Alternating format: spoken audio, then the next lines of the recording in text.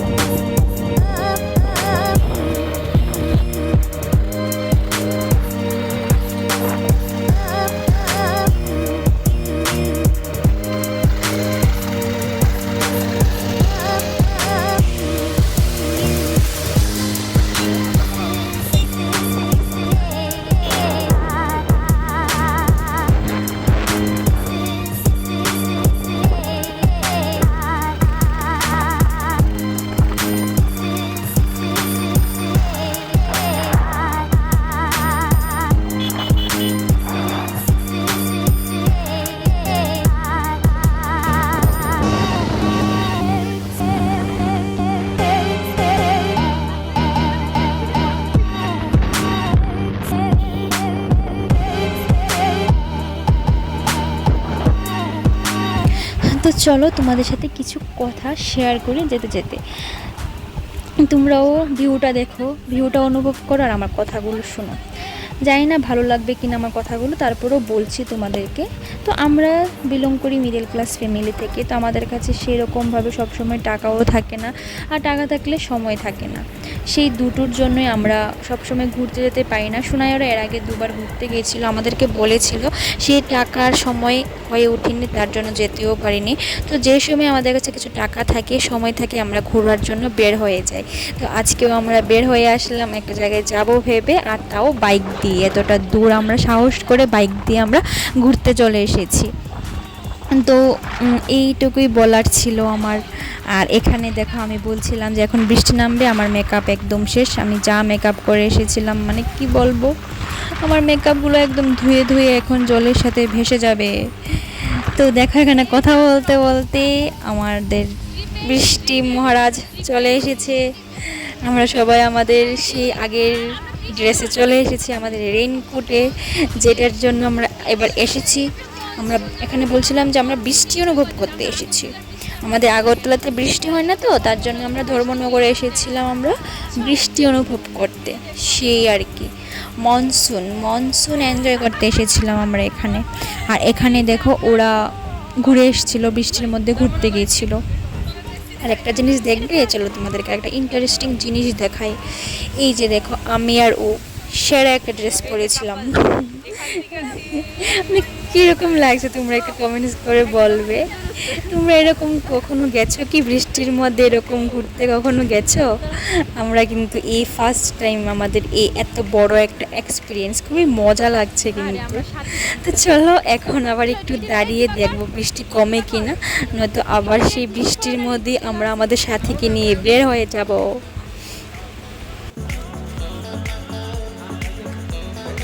তো বৃষ্টি কিন্তু আর কমেনি, তো আমরা একটু যা সময় দাঁড়িয়ে তারপর আমরা আবার রওনা দিয়ে দিলাম, কারণ আমরা বুঝেছিলাম যে বৃষ্টি আর কমবে না। তো অনেকটা রাস্তা আস্তে আস্তে এই জায়গাটা আমাদের মানে নজরে পড়লো। ভাই সাব क्या व्यू था भाई, मतलब क्या बोलो, জাস্ট ওয়াও অ্যান্ড ওয়াও। মানে এই জায়গাটা দেখে না আমরা আর না দাঁড়িয়ে পারলাম না, বৃষ্টির মধ্যে আমরা দাঁড়িয়ে গেলাম এখানে ফটো তুলবো ভেবে। মানে জাস্ট চারদিকে শুধু পাহাড় আর মেঘ। দেখো মানে তোমরাই বলো, মানে এত সুন্দর একটা জায়গা, এটার মানে এই জায়গাটা একটা ফটো না তুললে কী রকম হয়। তার জন্য আমরা বৃষ্টির মধ্যে আমরা দাঁড়িয়ে গেছি। এখন আমরা এখানে একটা ফটো তুলবো, ভিডিও করব, তারপর আবার আমরা রওনা দেবো। তো চলো আমরা এখানে একটা ফটো তুলি আর তোমরা ভিডিওটা দেখতে থাকো। এত বৃষ্টির মধ্যে আমরা ফটোশুট খতম হইতাছে না। এই যেন একটা নর্মাল ড্রেসে ফটো তুলতে পারলাম না আমরা। ঠিকই। 2 hours later. তো ফাইনালি আমরা যেখানে আসার জন্য এসেছিলাম, আমরা কিন্তু ওইখানে এসে গেছি, একদম পাশেই আছি আমরা। আর আমরা কিন্তু এখন আছি আসামের মধ্যে, আমরা কিন্তু আসামের মধ্যে ঢুকে গেছি আমরা। তো কোথায় এসেছি চলো তোমাদেরকে আমি বলেই দিই। তো আমরা এসেছিলাম শনবিল ভিলেজ পার্কে, যেটা নাকি এশিয়ার 2nd লার্জেস্ট ওয়েটল্যান্ড, মানে নর্থ ইস্টের মধ্যে 2য় জলাভূমি হচ্ছে শনবিল ভিলেজ পার্ক। মানে এত বড় একটা জলাভূমি, মানে আমরা আসার সময় শুধু দেখছিলাম চারদিকে শুধু খালি সমুদ্রের মতো, শুধু খালি জল আর জল। আর এখানে দেখো বৃষ্টির কিন্তু এখনও মানে কমার আর নাম নেই, অনবরত বৃষ্টি পড়ছে। আর আমার যে ড্রেসটা পরা ছিল একদমই পুরো ভিজে চুবা হয়ে আছে ড্রেসটা। রেইনকোট পরার পর আমি একদম পুরো ভিজে গেছিলাম। তো কী আর করবো, জানি না এত কাছে এসেও ভিতরে ঢুকতে পারবো কি না, যদি কপালে থাকে যাব, নয়তো আর কি। মনটা কিন্তু খুবই খারাপ ছিল যে এতটা দূর এসেছি একটা জায়গায় যাব দেখবো ভেবে, কিন্তু এত কাছে এসেও যেতে পারবো কি না আমরা এখনও জানি না, কারণ বৃষ্টি একটুও কমছে না এখনও, আরও বৃষ্টি বাড়ছে, শুধু বৃষ্টি কমছে না, শুধু বাড়ছে। তো যাব কি না না যাব ভেবে এখানে আমরা একটু হোটেলের ভিতরে ফটো তুলছিলাম, ভিডিও করছিলাম, সেই আর কি। তো আমরা খাবার অর্ডার দিয়েছিলাম, আমরা 6 জনের জন্য থালি অর্ডার দিয়েছিলাম। তো খাওয়ার জন্য ওয়েট করছি, আর মনটা দেখো খুবই খারাপ। তো আমাদের খাবারও চলে এসেছে। তো চলো একদম খাওয়া দাওয়া করে কি হবে জানি না। তো খাওয়া দাওয়া করে আবার তোমাদের সাথে কথা হচ্ছে।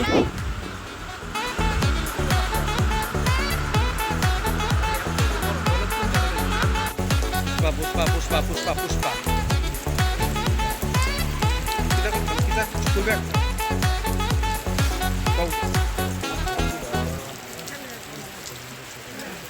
আমরা এখন খেয়ে দিয়ে একটু দাঁড়িয়েছিলাম, মানে যে হোটেলটাতে খেয়েছিলাম এখানেই দাঁড়িয়ে আছি, দেখি বৃষ্টিটা কমে কি না।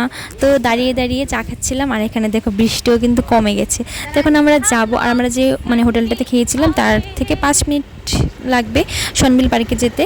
আর দেখো চারিদিকে শুধু জল আর জল, জানি না আদৌ আমরা গিয়ে ভিতরে ঢুকতে পারবো কি না।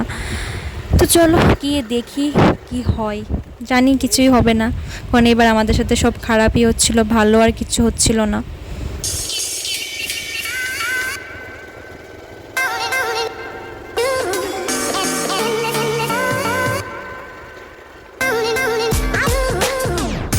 তো এই যে দেখো ভিতরে আর ঢুকতে পারবো না, এখান থেকে একদম জল আর জল। এখান দিয়ে নাকি মানে পার্কটাতে যেতে হয়। আর এখানে দেখো আমার জুতো একদম ভিজে গেছিলো, তার জন্য আমি হাওয়াই চপ্পল পরি ঘুরছিলাম, কি আর করব সেই আর কি। আর আমার সাথে যা একটা ঘটনা ঘটেছে তোমাদের সাথে শেয়ার করব, বাড়িতে যাওয়ার সময় শেয়ার করব এটা। আর আমাদের প্ল্যান ছিল, দিবাকর আসার সময় সাউন্ড বক্স নিয়ে এসেছিলো। আমাদের প্ল্যান ছিল যে নৌকাতে উঠে পুরোটা জলাভূমি আমরা ঘুরবো, সাউন্ড বক্স চালিয়ে অনেকটা মজা করব, অনেক ফটো তুলবো, অনেক ভিডিও করব। শোনায় আমি পুষ্পাঙ্কে আমরা প্ল্যান করেছিলাম অনেক ইনস্টাগ্রামে রিলস মানে বানাবো। সেই আমাদের প্ল্যানের জায়গায় রয়ে গেল। আর কি আর বলবো, উল্টো আমার সাথে একটা ঘটনা ঘটে গেল, যেটা দিবাকর না থাকলে আই থিঙ্ক এখন আমাকে নিয়ে হসপিটাল দৌড়াতে হতো। এরকম একটা ঘটনা ঘটেছিল আমার সাথে। তো এখানে প্রায় 1-1.5 ঘন্টা ফটো তুলে এখন যাব বাড়ির দিকে, কারণ অনেকটা দেরি হয়ে গেছে।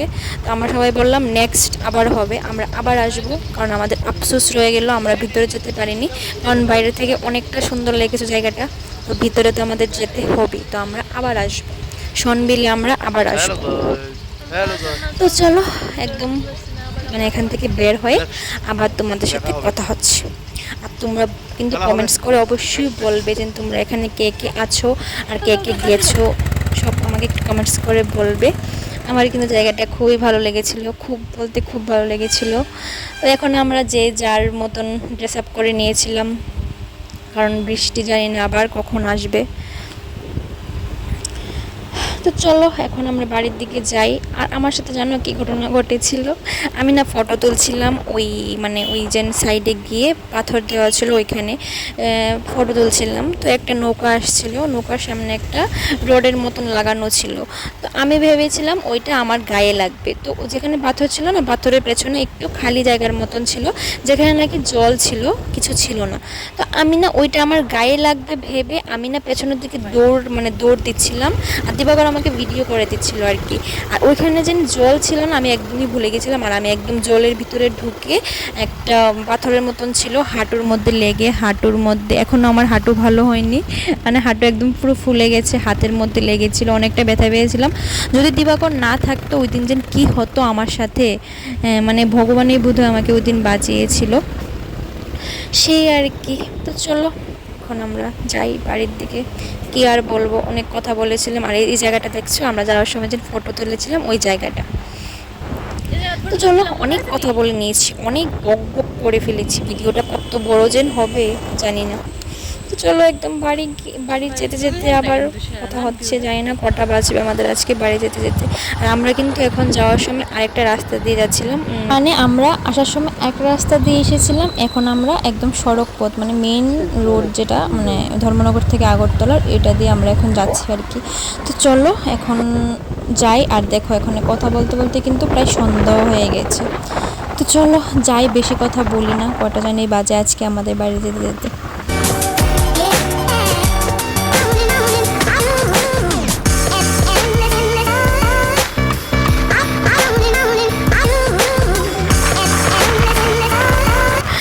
এখন আমরা এসে গেছি কুমারঘাটে এসে একটু দাঁড়িয়েছিলাম, কারণ টিফিন খাবো, প্রচণ্ড খিদে পেয়েছিল। আমরা ভেবেছিলাম বাড়িতে গিয়ে একদম ভাত খাবো, তার জন্য এখন একটু টিফিন খেয়ে নিচ্ছিলাম হালকা করে। তো এখন কিন্তু 8:30-9টা বাজে, আমরা এখনও কুমারঘাট, আগরতলা যেতে আরও 3 থেকে 4 ঘন্টা লাগবে। মানে আমরা যেন কীভাবে এই রাস্তাগুলো দিয়ে বাড়িতে যাব আমরা ঠিক নিজেরাও জানি না, কটা বাজবে কি না আমরা কিছু জানি না। তো চলো একদম বাড়িতে গিয়ে আবার তোমাদের সাথে কথা হবে। এখন ঠাকুর করে আগে বাড়িতে যাই।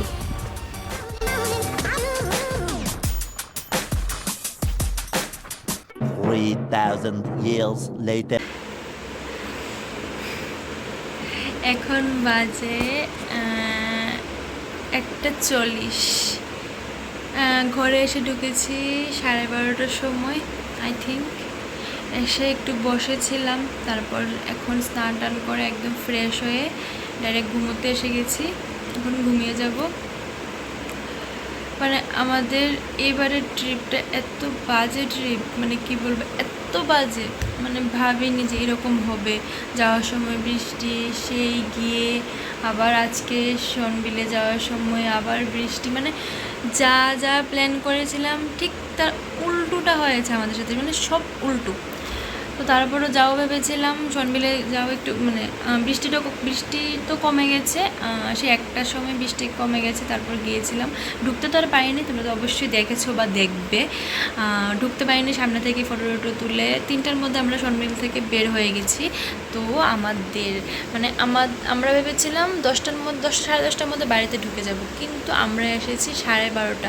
আর এত বাজে, মানে কি বলবো, মানে জার্নিটা এত বাজে ছিল, কিছু কিছু রাস্তা তো এত খারাপ ছিল। যারা বাইক চালিয়ে নিয়ে এসেছে ওদের তো আমাদের থেকে আরও খারাপ অবস্থা, মানে পুরো শরীর, ঘাড়, কোমর, মানে পুরো মাথা থেকে নিচ অবধি, মানে কোনো জায়গায় নেই যে ব্যথা করছে না। আমরা জাস্ট বসেছিলাম, আর ওরা তো বাইক চালিয়ে নিয়ে এসেছে।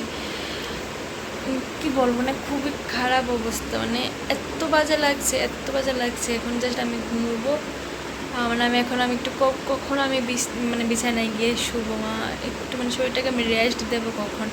তো তোমরা তো অবশ্যই বলবে যে শরীর ভালো লাগছে না, কেন ভিডিও করছি। অ্যাকচুয়ালি আমি না এতই লেটখোর, আমি একটা ভিডিওকে যদি সাথে সাথে শেষ না করি পরে আর আমি ভিডিও করতে ভাল লাগে না। তার জন্য ভাবলাম যে না, ভিডিওটাকে আমি এখনই শেষ করে তারপর ঘুমোবো।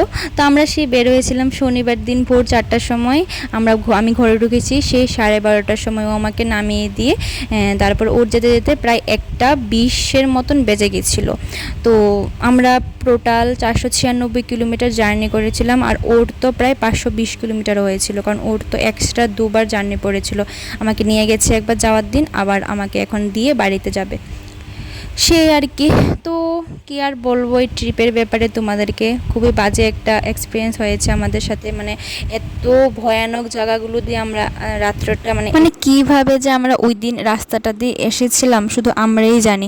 মানে আমাদের সাথে আসার সময় কি যেন ঘটনা ঘটেছিল, মানে 1-2টা ঘটনা ঘটেছিল। তার মধ্যে একটা ঘটনা হলো, আমাদের আসার সময় 3বার আমাদেরকে পুলিশ চেক করেছিল, বলেছিল যে আমরা কোথা থেকে আসছি এত রাত্র করে, এই আর কি। বাট যা হয়েছে ভালোই হয়েছে, আমাদের একটা শিক্ষা হয়েছে। আমরা নেক্সট এরকম কোনো সাহস করব না যে এত রাত্র করে বাইক দিয়ে এরকম রাস্তা দিয়ে, জঙ্গল, শুধু জঙ্গল আর জঙ্গল। তোমরা তো জানি 18 মোড়া বড় রাস্তাগুলো কীরকম হবে। মানে এতটা ভয় পেয়েছিলাম ওই দিন, মানে এখন জাস্ট আমি ভাবছি আর আমার শরীরটা শিউরে উঠছে। আমি এখন ভয়েস ওভার দিতে গিয়ে আমার ভেবে এরকম অবস্থা হচ্ছে। তো ভাবো ওই দিন কীরকম হয়েছিল। তো বাদ আমাদের বাবা ভোলানাথ ছিল, সব ভালো ভালো হয়ে গেছে, ভালো মতন সবাই বাড়িতে পৌঁছে গেছি। নেক্সট বার আর এরকম হবে না। তো চলো, এখন সবাই ঘুমিয়ে গেছে, আমিও এখন ঘুমাই। তো আজকের মতো ভিডিওটা এই পর্যন্ত। যদি ভালো লেগে থাকে তাহলে অবশ্যই এটা লাইক, কমেন্ট, শেয়ার, সাবস্ক্রাইব করে দেবে। দেখা হচ্ছে আমার নেক্সট কোনো ভিডিওতে। তখন সবাই ভালো থেকো, সুস্থ থেকো, টাটা।